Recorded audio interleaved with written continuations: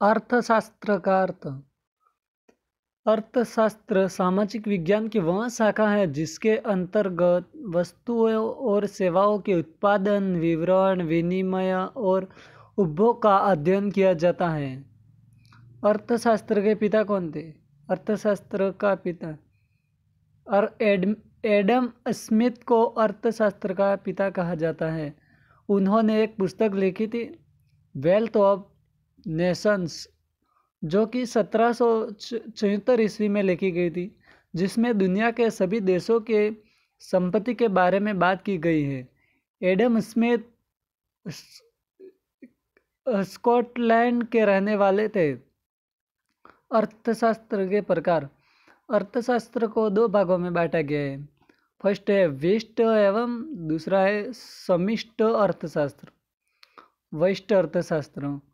व्यष्ट अर्थशास्त्र का पिता राग्नार फ्रिक्स को कहा जाता है। माइक्रो के अंतर्गत हम बहुत छोटे स्तर पर बात करते हैं। इस तरह याद रखिएगा, मोबाइल में माइक्रो SD कार्ड होता है, मतलब वो पहले से भी छोटा कर दिया गया। अर्थात व्यष्टि मतलब छोटा। व्यष्टि अर्थशास्त्र के कुछ उदाहरण बताते हैं हम। प्रति व्यक्ति आय, मांग एवं आपूर्ति, राजस्व, उपयोगिता, कीमत सिद्धांत, मांग सिद्धांत आदि। और समष्टि अर्थशास्त्र का पिता जॉन कीन्स को कहा जाता है। इनके अंतर्गत हम बहुत बड़े स्तर पर बात करते हैं। यह व्यष्टि का वितरित है। कुछ उदाहरण जैसे कि राष्ट्रीय आय योजना, कर, बजट, बैंकिंग आदि। अगर हम केवल एक व्यक्ति की आय के बारे में आकलन रहे हैं तो बहुत छोटे स्तर पर बात कर रहे हैं। अंत में यह माइक्रो का पार्ट होगा, लेकिन जब पूरे देश की आय अर्थात राष्ट्रीय आय का आकलन कर रहे हैं तो व्यापक स्तर हो गया। अंत यह माइक्रो का भाग होगा। अर्थव्यवस्था। अर्थव्यवस्था वह संरचना है जिसके अंतर्गत सभी आर्थिक गतिविधियों का संचालन होता है। उत्पादन, उपभोग व निवेश अर्थव्यवस्था की आधारभूत गतिविधियां हैं। अर्थव्यवस्था की संस्थाएं मनुष्यकृत होती हैं, तो इनका विकास भी मनुष्य जैसा चाहता है वैसा ही करता है। अर्थव्यवस्था के प्रकार और खुली अर्थव्यवस्था। यह नियंत्रण मुक्त अर्थव्यवस्था है जो स्वतंत्रता, प्रतियोगिता को प्रोत्साहित करता है। वैश्वीकरण के नीति में सभी देश मुक्त अर्थव्यवस्था को अपना रहे हैं। बंद अर्थव्यवस्था। यह एक ऐसी अर्थव्यवस्था है जो विश्व के साथ किसी प्रकार की विदेशी व्यापार की क्रिया को संबद्ध नहीं करता है। इस प्रकार की आर्थिक क्रियाएं एक देश की सीमा के अंदर होती है। विकसित अर्थव्यवस्था। इस प्रकार की अर्थव्यवस्था आर्थिक गतिविधियों एवं विकास के एक बेहतर स्तर का प्रतिनिधित्व करती है। इस प्रकार की अर्थव्यवस्था में किसी सीमा या मापदंड का निर्धारण करना कठिन है। इस प्रकार की अर्थव्यवस्था के देशों में USA और जापान जैसे देश आते हैं, जिनकी नागरिकों की प्रति व्यक्ति आय उच्च और बेहतर जीवन के आधार पर विकसित देश कहा जाता है। विकासशील अर्थव्यवस्था।